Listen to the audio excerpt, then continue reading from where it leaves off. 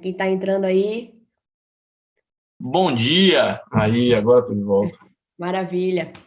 Vamos lá, 100%. Cadu. Online no Instagram também? Confirma pra gente se já estamos online no Instagram também. Bom dia, galera. Bom dia, bom dia, bom dia. A gente hoje vai falar sobre um tema que, na verdade, é pauta sempre, né? Na vida de todas as pessoas. Quando a gente vai reclamar do governo, uma das primeiras coisas que a gente reclama sempre são os impostos. Não tem jeito, né? A gente reclama, porque o governo isso, aquilo outro, e a gente ainda paga um monte de imposto que não resolve nada, né? É o que a gente mais fala. Seja você advogado, seja você empresário, né? Essa é uma pauta que realmente diz respeito a todo mundo e interessa, né, a todo mundo, porque como cidadão a gente já nasce com essa função, né, de ser contribuinte de diversas maneiras diferentes, né? Uma delas é economicamente falando, e contribuir para que haja o Estado e para que o Estado tenha a capacidade de realizar ações ali, né? E hoje a gente está com um super convidado para falar sobre isso. A gente está aqui com o Leandro Werneck, né, que é especialista em direito tributário. Pode se apresentar, Léo, falar com o pessoal, dar um alô. A gente está aí ao vivo para o Brasil inteiro. Ave Maria.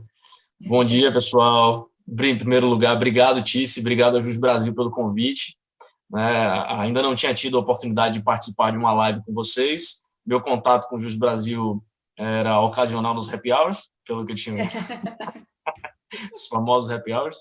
É, eu me chamo Leandro Werneck, Tice apresentou, já advogo na área tributária há um considerável tempo.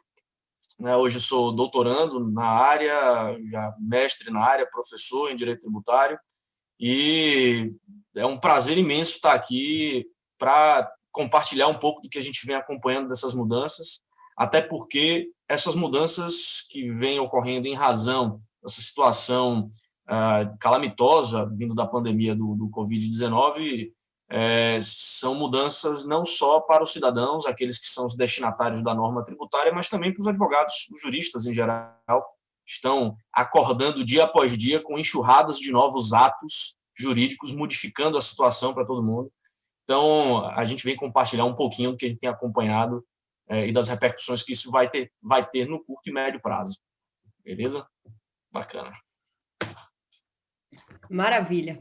Então, todo mundo que quiser participar, né? O objetivo principal dessa live, que chama Jus Brasil Responde, é que a gente de fato interaja com os usuários, né? Eu trouxe aqui algumas perguntas que a gente vem coletando, batendo papo com o usuário. A gente já está aqui algumas quintas-feiras juntos, já falamos sobre contratos de renegociação, né?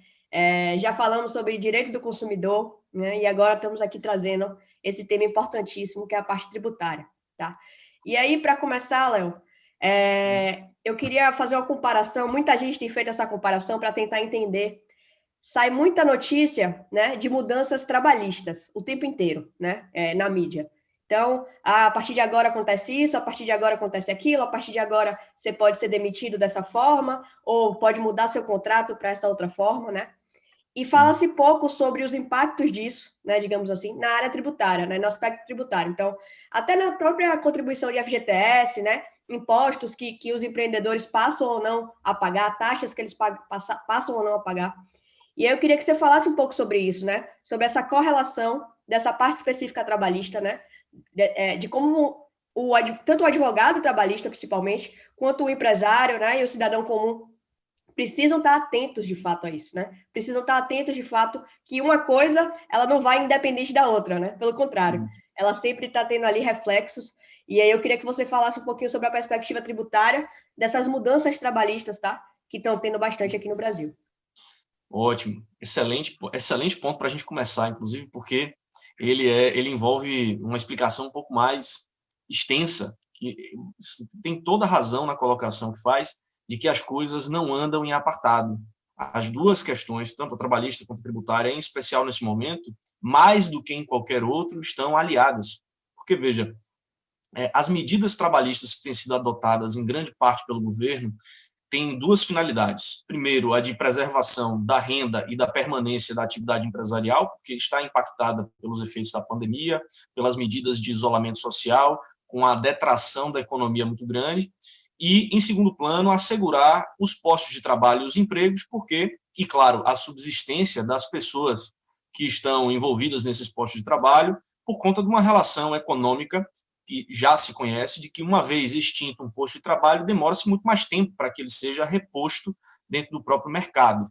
Então, a preservação desses postos é uma medida importante, não apenas para a manutenção da subsistência da população durante a crise, mas também para a continuidade da evolução econômica no pós-crise, para que se evite um efeito muito grave de retração econômica que nós já estamos sentindo, e que vamos continuar sentindo por um relativamente longo prazo. Né? Sim.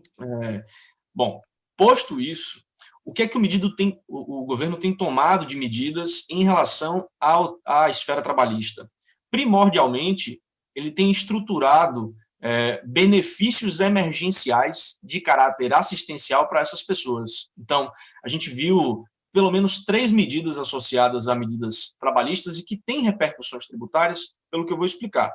Primeiro, um benefício assistencial para quem tenha contrato de trabalho suspenso, que é o benefício emergencial dessa ordem, assim como um proporcional relacionado ali ao que é o seguro-desemprego, né, serve como base apenas para o cálculo do valor que se vai receber, para quem tiver redução de carga horária e, portanto, também redução salarial.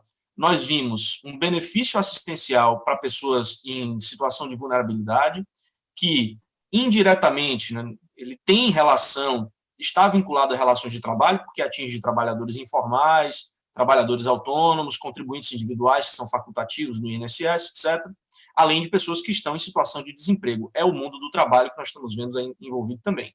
E, terceiro lugar, vemos também Ave Maria, sumiu aqui da cabeça agora o terceiro lugar. As 2 primeiras medidas que são as mais importantes, sim. E uma terceira, que foi uma destinação de fundos públicos às instituições bancárias para fins de financiamento das folhas de salário das empresas. Sim, bom, sim. Então, destinação de pelo menos 3 fontes de 3 receitas distintas, de fontes distintas para uma finalidade associada ao trabalho. O que é que isso impacta no aspecto tributário? Que o aspecto tributário está intimamente ligado ao financeiro do Estado. Então, é dos tributos que sai, como você bem disse, todo o financiamento das atividades estatais, para que ele possa realizar suas finalidades. Isso não vem de graça.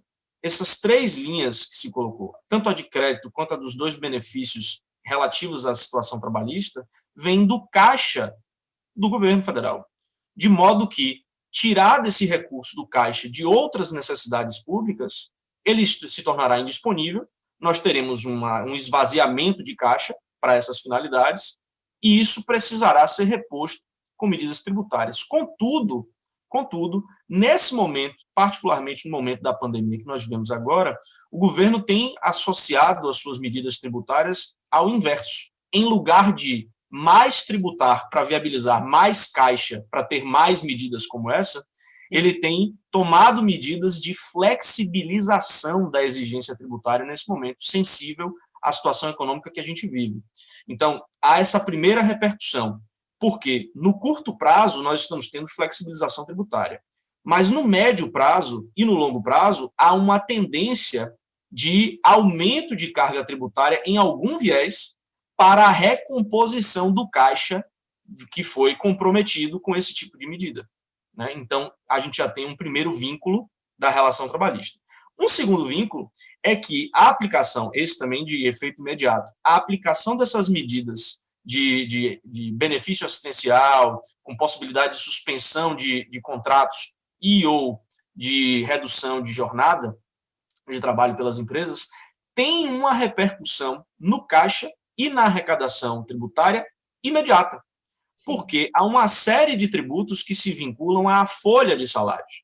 E na medida em que você suspende os contratos de trabalho ou reduz o ônus trabalhista pela redução da própria folha, em face das empresas, que tem a sua finalidade e a sua importância, mas isso terá uma repercussão na base de cálculo dos tributos que incidem sobre a folha, de modo que a arrecadação do Estado tende a ser ainda menor, e esse já é um primeiro ponto de interesse de quem atua na atividade empresarial ou quem assessora pessoas na atividade empresarial, porque diante da adesão a esse tipo de medida trabalhista, também há essa repercussão imediata numa redução de tributos a pagar, para quem não esteja observando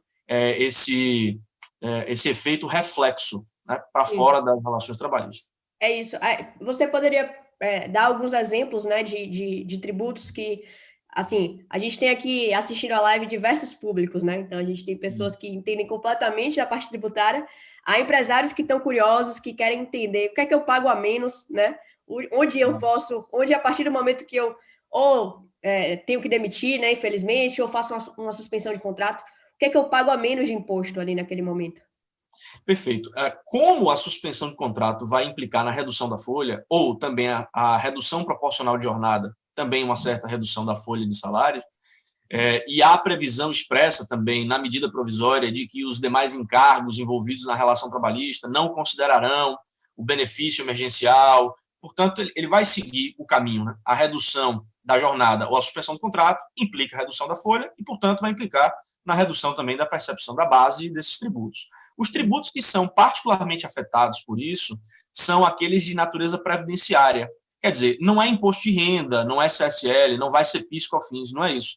Mas há contribuições previdenciárias, patronais, é a que os empregadores conhecem aí como sendo aquela de 20% sobre a folha de salários, que você paga em função dos empregados. Essa contribuição vai ter uma redução como decorrência disso, porque a folha terá sido reduzida.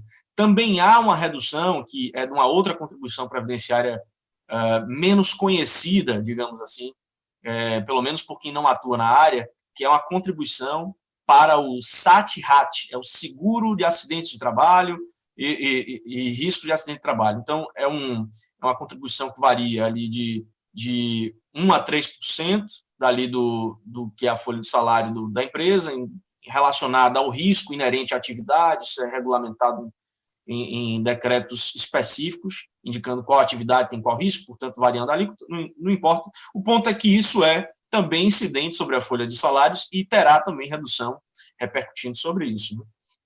Né? Isso é importante, então, a gente deixar claro que essas medidas trabalhistas, além de, né, desonerar geralmente a folha, elas desoneram também, né, isso que Léo está falando, em reflexo, né, por consequência, desoneram também algumas contribuições que são variáveis conforme o montante da folha. Né? Então, para quem está assistindo a gente, é importante colocar isso na ponta do lápis, né, para entender de fato o que é que a gente está fazendo. Todas as lives a gente falou muito, Léo, sobre, ao invés de a gente só reagir às ações, a gente parar e refletir, né? Antes de quebrar um contrato, por exemplo, será que no longo prazo você quer de fato quebrar esse contrato, né? Será que no longo prazo não é melhor você fazer uma renegociação? Com o consumidor a mesma coisa, né? Olhar que do outro lado, né, do direito do consumidor, existe uma empresa e essa empresa emprega uma série de pessoas, né, ali naquele momento. Então, não é um momento da gente ser simplesmente reativo, né, e pensar apenas em si. O direito está aí para regulamentar diversas frentes, né, na verdade, interesses distintos, claro, sempre com foco na justiça, sempre com foco, principalmente na Constituição, né, nas leis, mas também na parte tributária é importante porque no curto prazo a gente sofre benefício, né, e a gente fica alegre, vamos colocar assim, mas Léo citou que daqui a um tempo essa conta chega, né? Então não é uma coisa que a gente simplesmente vai deixar de pagar agora e em um outro momento não vai pagar mais, tá? Então, quando a gente for fazendo as medidas, para que você possa pagar mais na frente, você precisa de uma capacidade produtiva maior.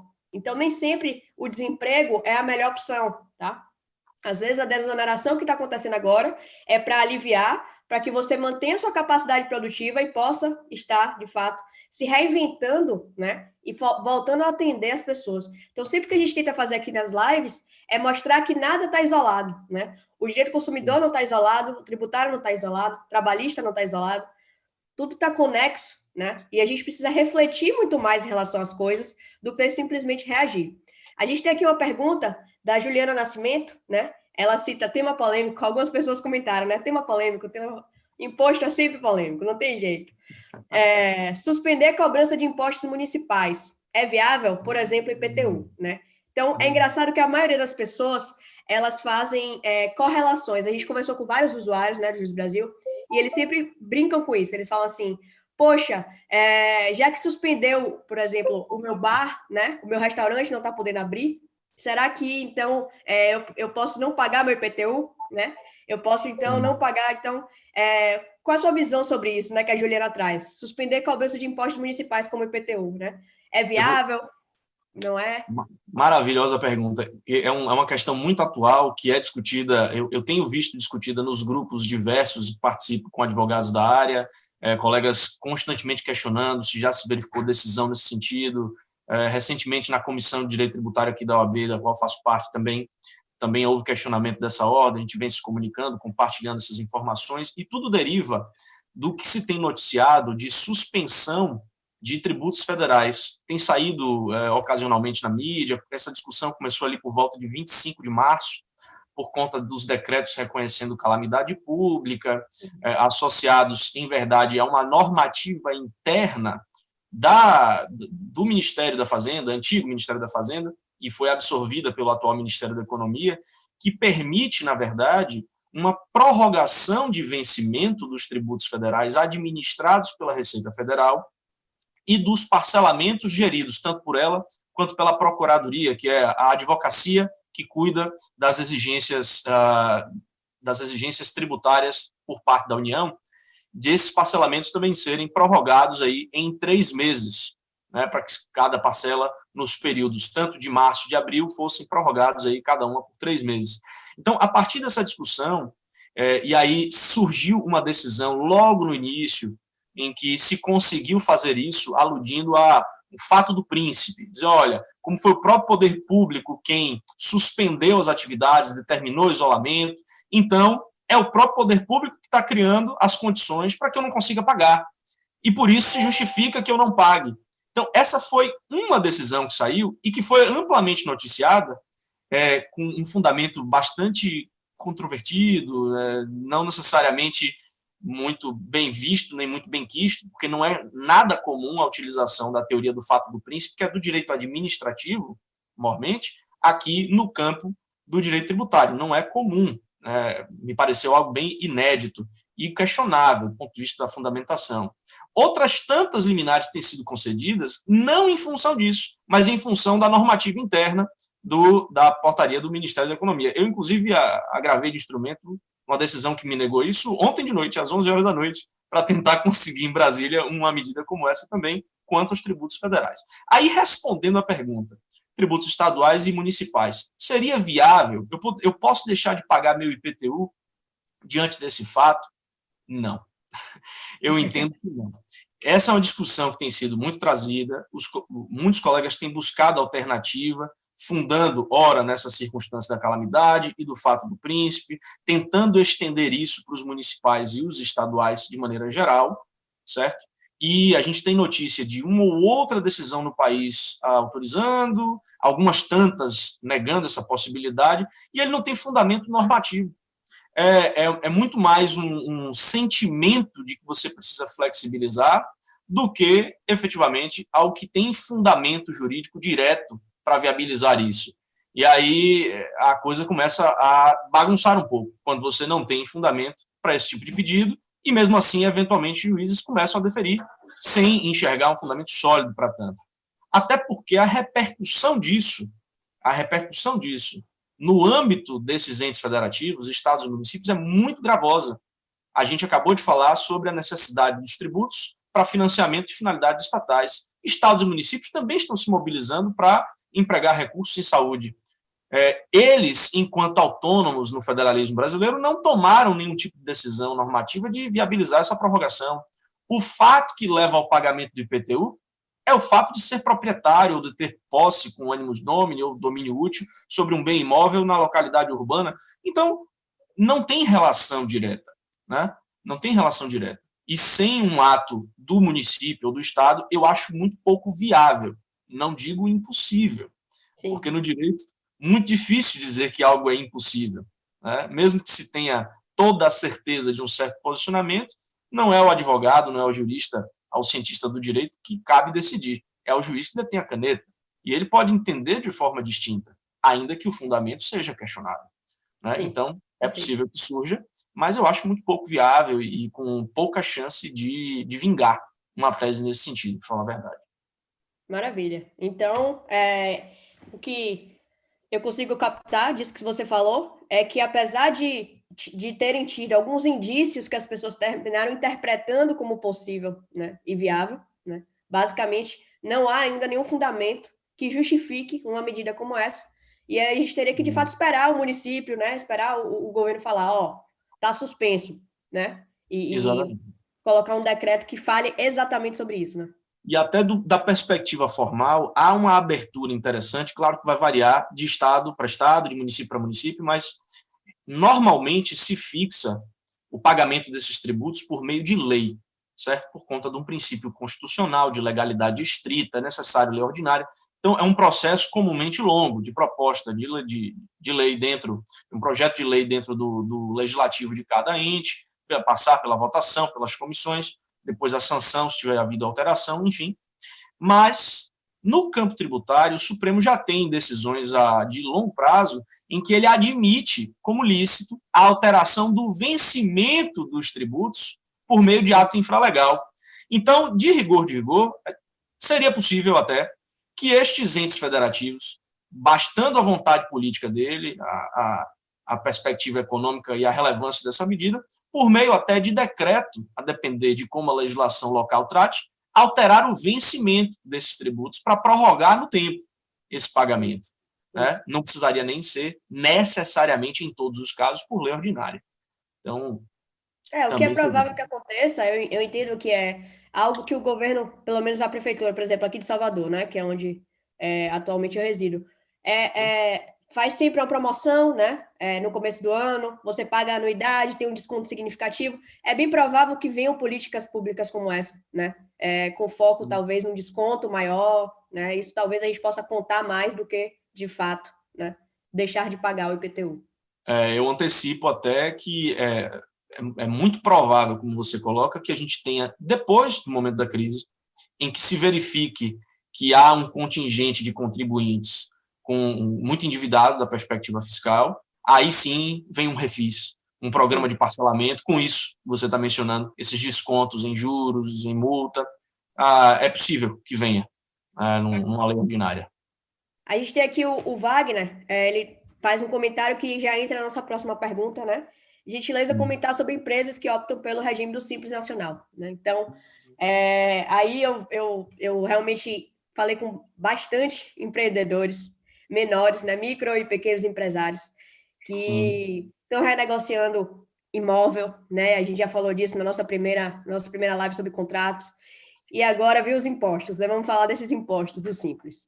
Tem alguma novidade? Tem alguma perspectiva? Tem algum... gente, agora é possível você não pagar tal imposto, agora é possível, não sei, né? Alguma luz no fim do túnel para quem é optante do Simples, alguma medida que saiu? O que é que você pode contar para a gente sobre isso? Tem demais, tem demais. E a live está vindo com essa informação em muito boa hora, porque o dia 20 é que normalmente é o prazo para pagamento do Simples Nacional relativo ao mês anterior, né? Então, quem não estava a par disso, não estava sendo instruído sobre isso, já fica ciente dessa possibilidade com relação, inclusive, ao que venceria agora no dia 20 de abril. Porque desde meados ali de março já se havia prorrogado os tributos federais no Simples Nacional, que até então não havia anuência dos estados e municípios. Então, imposto de renda, a pessoa jurídica, né, CSL, o IPI, que fosse PIS, COFINS e a contribuição previdenciária patronal do Simples, já havia sido prorrogada desde março. No comecinho de abril, ficou faltando o ICMS, que é do estado, e o ISS, que é do município. Aí, no comecinho de abril, no dia 3/4, uma sexta-feira, estava eu muito tranquilamente em casa, inclusive, quando descubro pipoca a resolução com essa nova informação, e que bom, prorrogando também o pagamento do ICMS e do ISS. O que aconteceu? Aquelas operações com faturamento que você teve relativo a março e que venceria em abril, a abril, que venceria em maio, e a maio, que venceria em junho, o respectivo tributo, tiveram a sua prorrogação para o final do ano agora. Então, a parcela relativa a março, que teria vencido agora em 20 de abril, ou venceria agora dia 20 de abril, já não precisará mais ser paga em 20 de abril. Terá de ser paga agora em 20 de outubro, junto com aquela relativa a setembro, que vence em 20 de outubro. E aí, Com relação a maio, idem, prorrogado para 20 de novembro. Com relação ao que vencerá em junho, vai vencer agora em 21 de dezembro. Então, houve essa prorrogação para os 3 últimos meses do ano, de modo que há uma folga já, uma maior tranquilidade no Simples Nacional, já desde meados de março e iniciozinho ali de abril. Interessante você falar isso, né? A perspectiva, provavelmente, do governo, aí fazendo um cruzamento, né, já com a área de gestão, é que haja uma possibilidade de retomada da economia, né, mais para o final do ano, gerando possibilidade de receita para os negócios e fazendo assim com que os negócios tenham caixa, né? Que a gente chama o fluxo de caixa ali para fazer esse pagamento, não é isso? Isso, exatamente. E me permita aí também aproveitar, para que não fique uma informação dita pela metade, isso que eu me referi, de prorrogação para o final do ano, diz respeito aos tributos federais. Então, antes você pagava tudo numa guia única. Agora você vai pagar em guias diferentes, porque os federais foram prorrogados nessa forma, aí indicada, certo? O ISS, que é municipal, e o ICMS tiveram uma prorrogação diferente, para julho, agosto e setembro, em lugar de outubro, novembro e dezembro. Sim, Mas sim. foram todos aí prorrogados por um lapso de tempo. Então, é importante que os empresários tenham isso no calendário, tá? Isso é importante estar registrado mesmo, porque senão a gente se confunde, né? Não tem jeito. Colocar mesmo no seu calendário, na sua previsão de pagamento. E aí a minha dúvida é, Léo, vamos supor que a gente não tem uma retomada da economia, né? Então a gente entende que o governo tomou essa atitude, né? Pensando ali com foco na receita de muitas empresas, né? Tem muita empresa que está com receita, inclusive, zerada, né? Realmente Sim. não está conseguindo nem exercer a atividade econômica. E vamos supor que, na verdade, a pandemia continua aí por um tempo e lá para outubro, novembro, na verdade, começa a voltar, tá? Esse tipo de atitude, né, esse tipo de determinação que prorrogou, ela tem que ser vencida no exercício fiscal que a gente está, ou seja, eles conseguiriam jogar para o outro ano ou não. O máximo que eles conseguiriam jogar é para o que de fato jogaram, que é o final desse ano, desse exercício fiscal.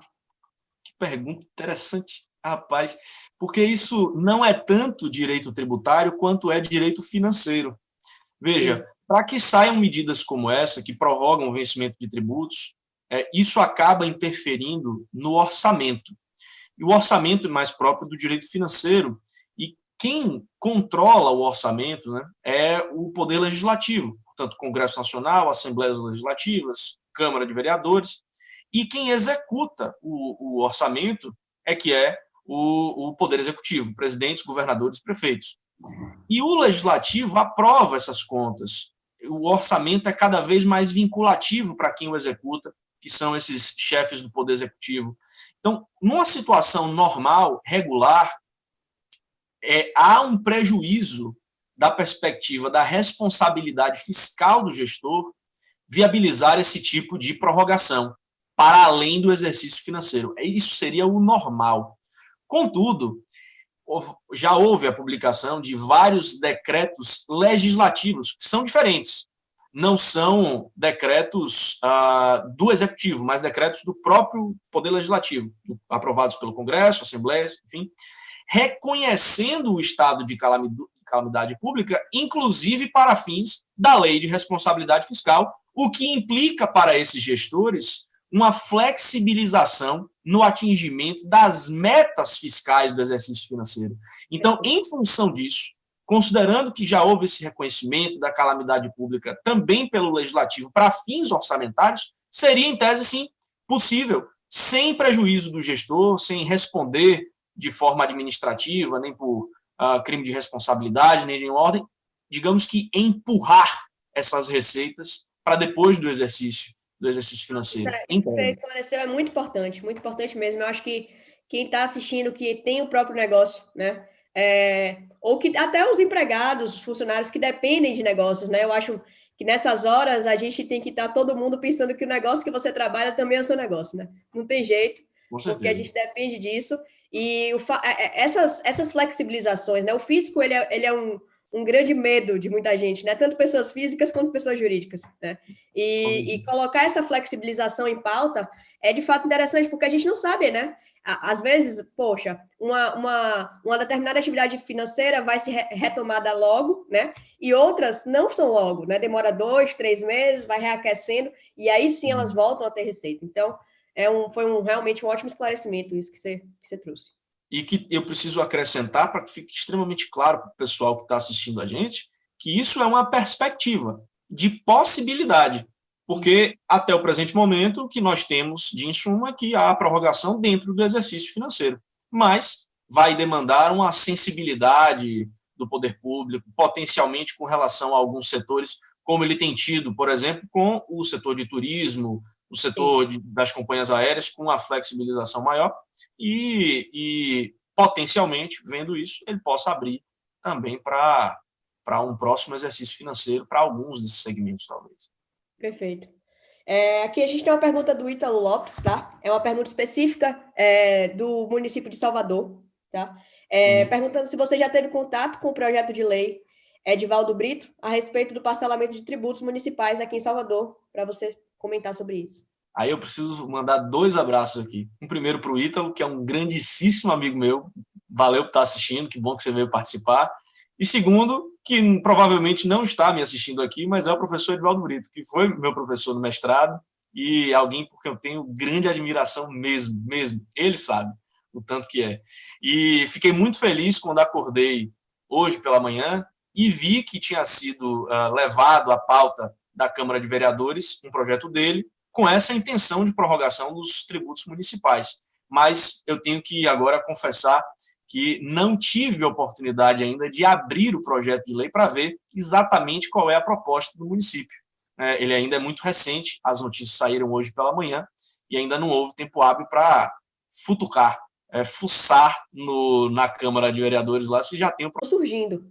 Então, isso aconteceu em Salvador, né? Outro diferente pode estar acontecendo em Belo Horizonte, né? Em Manaus. Então, é importante que a gente realmente esteja atento tanto às notícias, porque às vezes as notícias que vêm do executivo, né, do presidente da República, elas nos soam como mais importantes, né? Mas quando a gente tem de fato uma realidade municipal e projetos como esse, né, por exemplo, como o Ítalo cita, né, são parcelamentos de tributos. Então existe aí talvez uma possibilidade de parcelamento de tributos em Salvador, né? Mas não necessariamente isso vai acontecer em Recife, né? Então, é bom cada um tá antenado, tá sempre em contato com advogados tributários, né? Então, eu queria que você falasse um pouco sobre a importância aí do papel do advogado tributário nesse momento, né?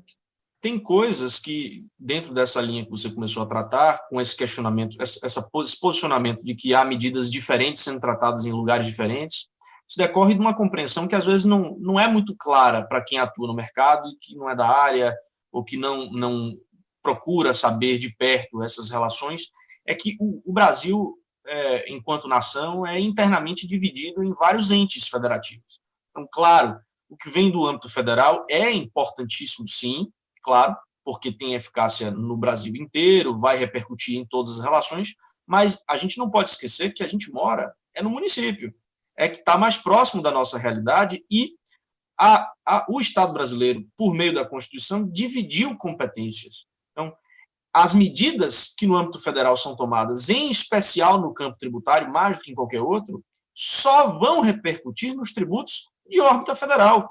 Então, o IPTU, o ISS, o ITV, que você vai ter que pagar ocasionalmente nesse âmbito, não vai ter, nem pode ter, nenhum tipo de repercussão vinda do governo federal. A gente precisa estar sempre a par das medidas nas 3 esferas de governo. Na União Federal, no Estado, da Bahia, no nosso caso aqui, meu e seu, e no município de Salvador, meu e seu, ou dos respectivos municípios e estados de quem mais esteja assistindo a gente, Brasil afora, porque cada um vai tratar de um aspecto diferente da sua vida. Essa é uma das maiores preocupações dos usuários, né? Para quem não sabe ainda, o Jus Brasil lançou, né? A gente lançou agora essa semana uma página. Vocês podem acessar aí www.covid19.jusbrasil.com.br. É uma página com informações jurídicas gratuitas, tá? Tem perguntas respondidas, tá? Principais perguntas respondidas, muitas perguntas de direito trabalhista respondidas, contrato de suspensão, consumidor, perguntas sobre governo federal, auxílios. Tem lá o aplicativo para você baixar, para ter acesso ao auxílio governamental, né?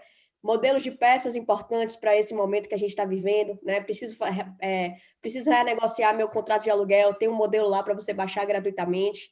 Então, tem muita coisa bacana, né? Eu sugiro que vocês acessem.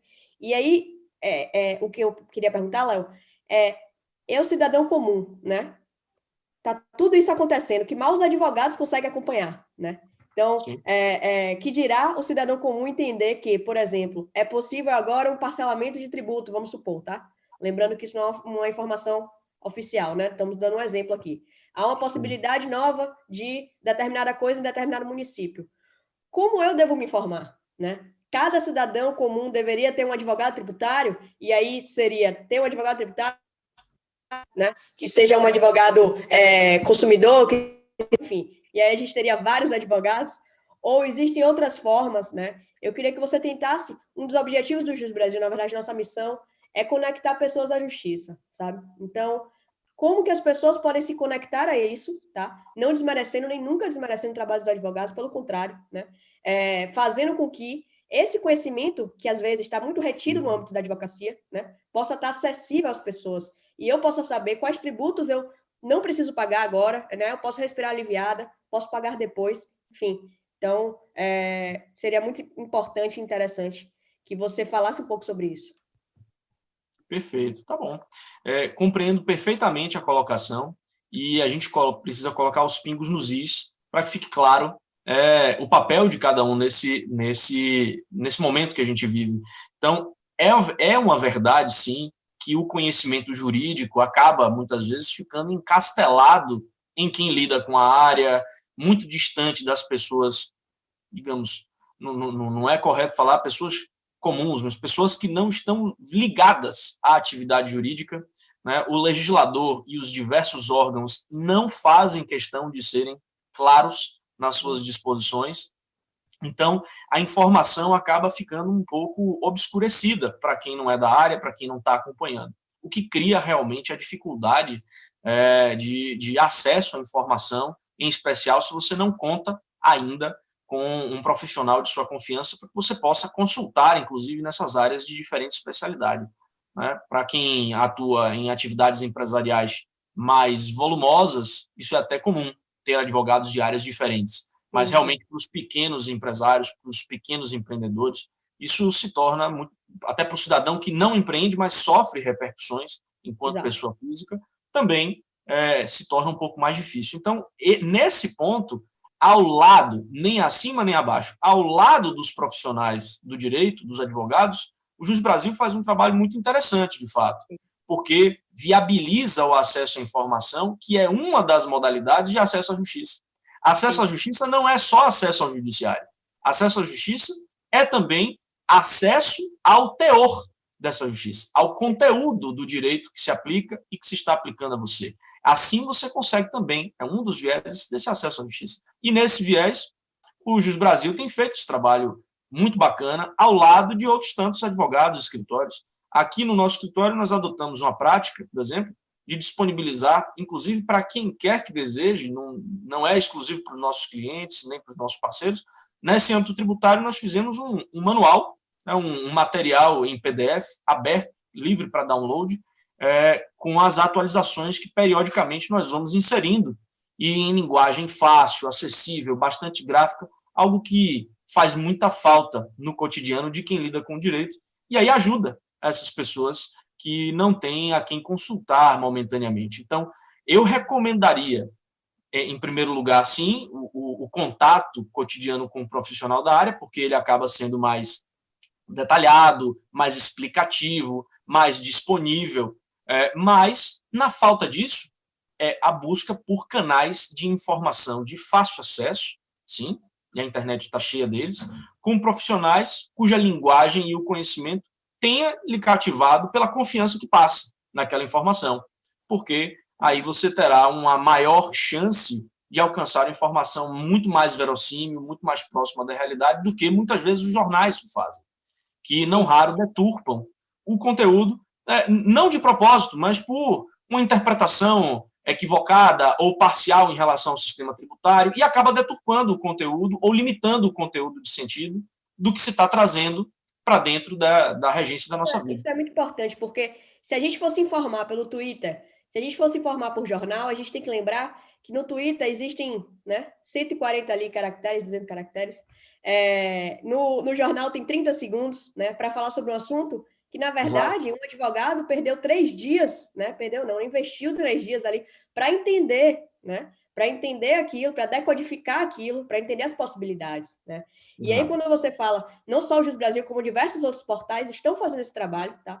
Nessa página, eu pedi para fixar aqui covid19.jusbrasil.com.br. Vocês vão encontrar esse material que o Leandro falou, tá? Sobre direito tributário. A gente está disponibilizando lá para download gratuito, né? Tem uma seção desse site em que a gente indica sites confiáveis, né? Sites que de fato vocês podem buscar informações sobre isso. Então, nosso objetivo, de fato, é empoderar a população através da informação, né? Porque no momento em que a gente sente medo, o que a gente quer é se sentir seguro, né?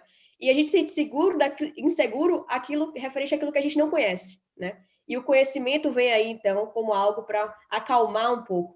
Então, a gente agradece, inclusive, vocês enviaram para a gente esse e-book, né? Funciona como um e-book, na verdade, né? Vocês formataram, não necessariamente com uma forma de e-book, mas a gente entende bem que aquilo ali nada mais é do que um e-book maravilhoso, né? Descomplicado, simples, e que eu indico realmente que o pessoal baixe, porque fez diferença para mim, né? Eu li todo antes da gente fazer essa live e faz diferença sim. Maravilha. Foi um prazer mesmo. A intenção da gente, tal como a de vocês, é de disponibilizar esse material para auxiliar os cidadãos na compreensão do que está acontecendo dentro dessa perspectiva. E o desconhecido é que amedronta. Então, vamos simplificar para que o máximo de pessoas possível consiga conhecer essa circunstância e a gente passar a atravessar esse momento todos juntos aqui. Bacana. Perfeito. Vamos caminhando aqui para o final, mas a gente ainda tem uma pergunta aqui da Simone Aragão.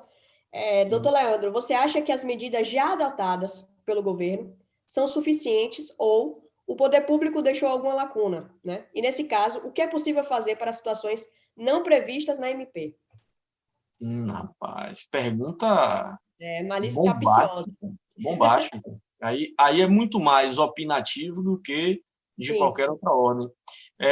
Eu, para ser muito franco, vejo na perspectiva do governo, de maneira geral, uma sensibilidade muito grande com a questão tributária dos diversos âmbitos da atividade econômica, que não só atingiu os empreendedores, e aí a gente falou do Simples Nacional, mas também atingiu o lucro presumido, saiu uma portaria do Ministério da Economia, número 150 também, que prorrogou o vencimento de alguns dos tributos federais, certo?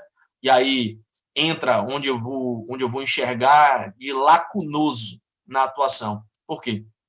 Tem visto a prorrogação, eles prorrogaram também as obrigações acessórias, que são as declarações que precisam ser entregues no âmbito federal. Tenho sentido pouca atividade tributária no âmbito estadual e municipal, que ainda não dispuseram de medidas de prorrogação do ICMS aplicável a quem não está no Simples, por exemplo, ou do ISS de quem não está no Simples. Nós não temos visto muitas medidas nessa órbita e merecem essas medidas, né? Está de lacunoso. E no campo federal, a medida tomada pelo Ministério da Economia de prorrogar alguns dos tributos, no material eles estão listados, foram prorrogados aí a contribuição previdenciária patronal, a patronal sobre receita bruta, uma sobre folha, outra sobre receita bruta, a do SAT-RAT, PIS, COFINS, o Fundo Rural, foram alguns dos tributos que foram prorrogados, mas o governo, na minha particular posição, pecou ao não dar aplicação à portaria que eu mencionei no começo, que na verdade é de 2012, e que permite a prorrogação de todos os tributos federais. Então, na dúvida da aplicação dessa portaria, o contribuinte está sendo levado a judicializar a questão para garantir a prorrogação de todos os tributos federais, e não só destes. E é péssima essa medida.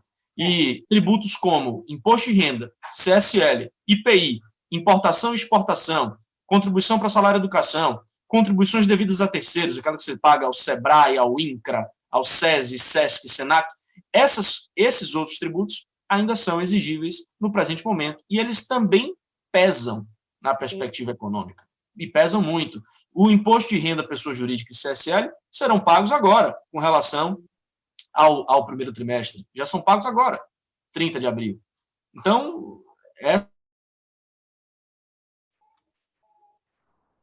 é uma perspectiva próxima que também podia ter sido uma folga no fluxo de caixa das empresas nesse primeiro momento. Né? Então, isso me foi me foi posto como lacunoso, podia ter sido adotado. Sim. E aí recai em mais um ponto que eu faço questão de falar aqui toda quinta-feira, que justiça não é judiciário, né? Que você também citou aí perfeitamente. Justiça também é informação e justiça também é outras vias, né? Existem hoje diversas law techs e legal techs trabalhando em todo o Brasil, né? Para desafogar a justiça, para trazer novas possibilidades, né? A arbitragem vem aí como, né, um expoente que ganha cada vez mais espaço. E a gente precisa entender, principalmente o governo, tem que ser um dos principais a levantar essa bandeira, de que determinadas coisas não sejam resolvidas no judiciário, né? Então, a gente tem hoje 100 milhões de processos, a gente gera 20 milhões de processos por ano nesse país, né? É uma quantidade exorbitante aí de processos, e que a gente termina pensando assim, poxa, mas a gente tem tantos advogados, né? Se fala tanto sobre isso, 1.200.000, cada um tem um número oficial aí de advogados, um advogado a cada 157 habitantes, e por que não o judiciário? Porque o judiciário não tem capacidade de absorver todas as questões e resolver elas. Ele, na verdade, tem que ser a última instância quando a gente não consegue, de fato, resolver, né? Com a ajuda de advogados, sim, mas de outras formas, né? Não significa que o advogado perde o papel, pelo contrário. Então, você que é advogado, advogada que está assistindo a gente, é trazer, de fato, outras opções para as pessoas e mostrar para as pessoas que entrar com o processo, né, entrar com a ação judicial não é o único caminho. E que você, como advogado, pode, de fato, contribuir. E o mercado, nesse aspecto, é o que a gente chama no mundo empresarial de oceano azul, né? Então, ao invés da gente se lamentar de que não está tendo, né, cliente porque ninguém quer pagar ou porque ninguém quer esperar, porque é muito moroso, pelo contrário, traga opções, né, de velocidade, traga opções para ser mais veloz nessa perspectiva.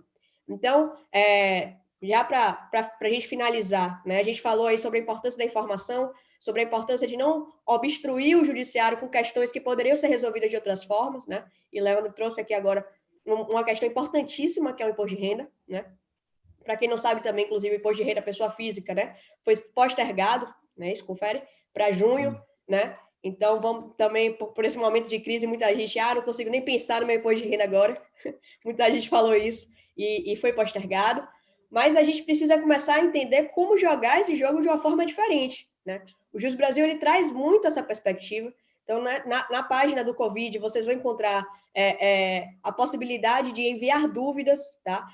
Enviar dúvidas direto para advogados, tá? Enviar dúvidas para que o Jus Brasil responda lá nas perguntas frequentes. Entre em contato com advogados, busquem advogados, e vocês, advogados, se façam presentes, né, nesse momento. O Brasil precisa de vocês, precisa do conhecimento de vocês nesse momento. Olha essa aula que a gente teve aqui, né, de aspecto tributário, de coisas que a gente não sabia, né, eu particularmente não sabia, e que traz à tona novas possibilidades. Então, não é uma coisa que é preto no branco, tem essas interpretações. Como vamos lidar com ela? Como vamos reagir a ela? Esse é o papel, né? Tanto da pessoa física ali, junto com o advogado, de sentar e entender as possibilidades, né? Então, não vamos pensar só em, eu quero processar meu patrão porque ele me demitiu em tempo de Covid, né? Lá no Covid-19.jus Brasil, você vai ver que é possível, sim, fazer uma demissão legal dentro da perspectiva do Covid. Então, você vai entrar com ação em relação a isso, sendo que já é previsto que é possível. Vamos ver outras possibilidades, né, de acordo, né? Vamos ver como é que pode ser paga essa rescisão contratual. São outras formas, né? Eu acho que é isso muito o que Léo traz de parcelamento de tributos que estão sendo aprovados, né? São novas perspectivas do que está acontecendo e a gente tem que, de fato, aguardar e contar com pessoas que tragam essa informação, assim como eles prepararam, né, o escritório deles, um material sobre a parte tributária, né? Conversem com as pessoas, não vamos ter medo de conversar com os advogados, de perguntar, né, de conversar para entender, para a gente se empoderar de fato dentro dessa perspectiva do Covid, tá? Última pergunta, prometo. A Ana diz aqui, seria viável uma consulta formal à Receita sobre a aplicação da portaria 12 e assim garantir o recolher dos tributos sem multa e juros no prazo de 30 dias após a resposta? Interessante. A pergunta da Ana, para explicar, trocar mais em miúdos isso daí, a portaria número 12, a que ela menciona, é a que eu indiquei que era do Ministério da Fazenda, de 2012, que permitiria a prorrogação de todos os tributos federais aí por 3 meses, né? E aí a pergunta dela se dirige à possibilidade de se utilizar uma consulta fiscal, é um procedimento específico que você dirige ao órgão de administração tributária e consulta o órgão para identificar como deve se aplicar a legislação tributária ao seu caso específico, diante das circunstâncias A ou B. Então, o ponto dela é de perguntar se é possível fazer essa consulta para que a própria Receita responda, não, está ok, está prorrogado o vencimento do seu tributo, ou não está prorrogado o vencimento do seu tributo. A princípio, temos duas possibilidades. Ou a Receita responderá que sim, que está prorrogado, o que é muito improvável, porque a própria portaria, no artigo 3º, menciona que a Receita precisa, através do seu órgão central, por instrução normativa, reconhecer a calamidade pública naquela localidade, os pressupostos para aplicação, e com isso editar um ato de implementação, de execução da portaria número 12. Como esses atos não estão saindo, também o órgão que responderá à consulta verificará a ausência do ato e vai, muito provavelmente, negar o direito à prorrogação. Agora, há um detalhe interessante aí, é que, diante da pergunta da Ana, há um detalhe capcioso, porque quando você formula a consulta fiscal antes do vencimento do tributo, também fica impedida a Receita Federal de lavrar lançamento fiscal com relação àquelas matérias contra você, aplicar penalidades, e aí, depois de respondida a consulta, você ganha 30 dias para regularizar o pagamento do tributo, sem aplicação de nenhum ônus, em função do objeto da consulta.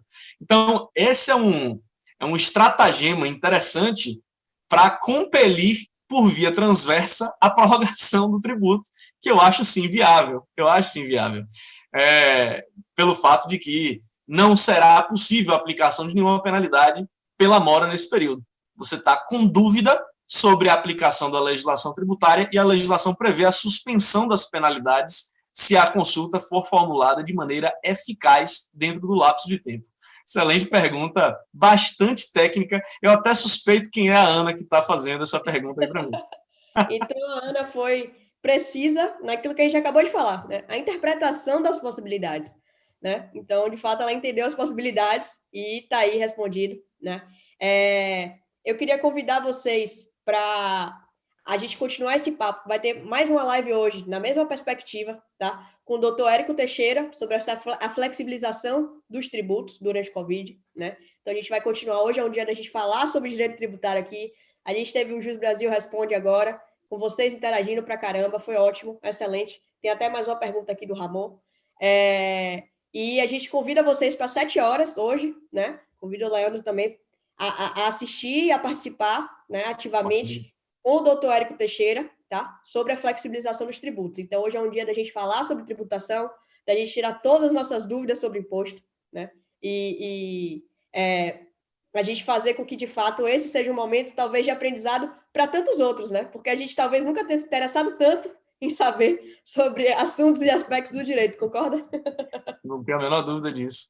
O momento que a nossa linha de atuação está se tornando muito importante. Acho que a população, de maneira geral, tem cada vez mais percebido, por conta do momento e da circunstância, o papel relevante de quem lida com o setor jurídico na regulação das nossas relações diversas.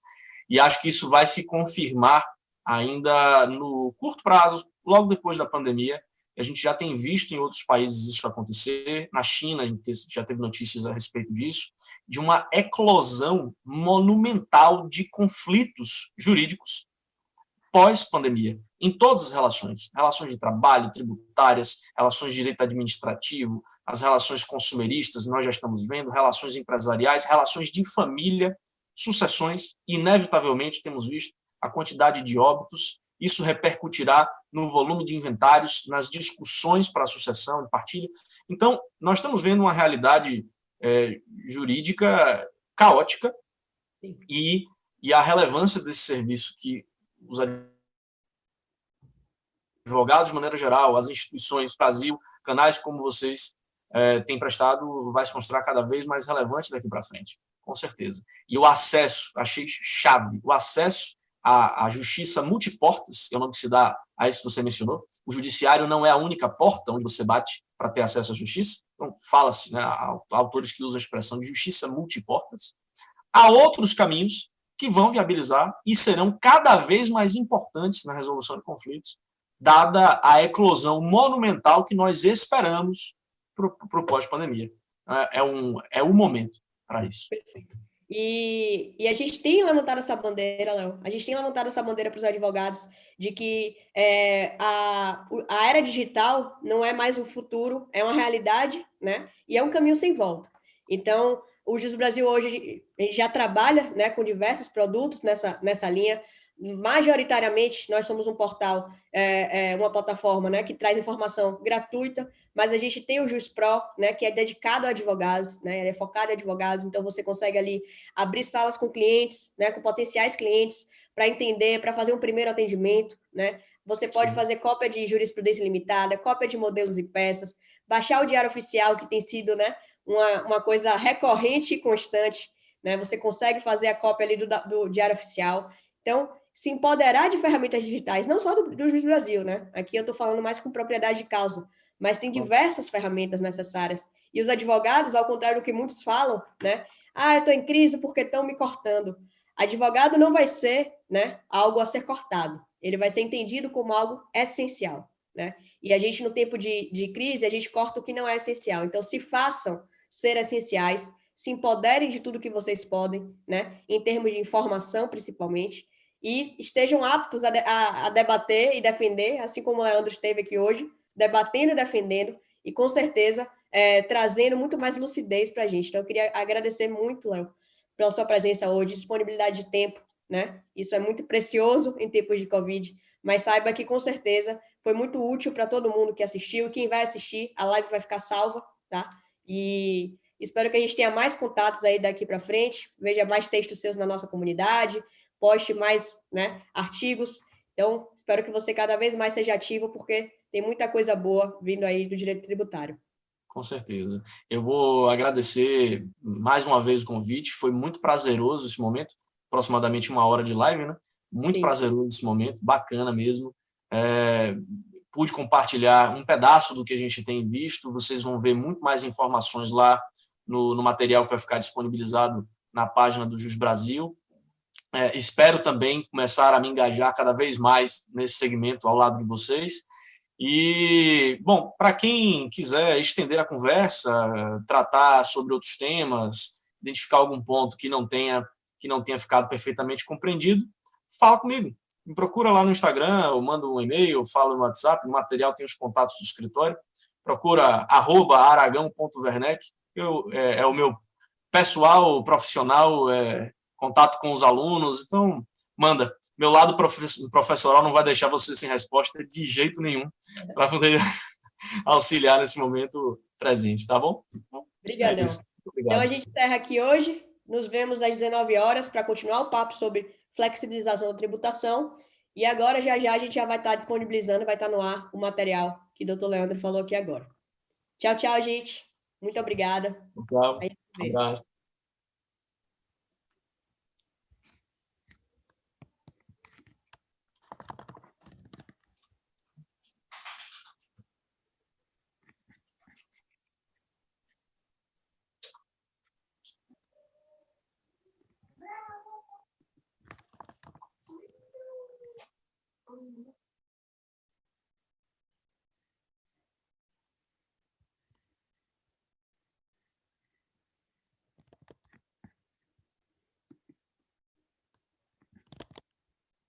Aí, acho que parou. Foi? Finalizou lá? Acho que sim. A minha dúvida só é se saiu do YouTube ainda.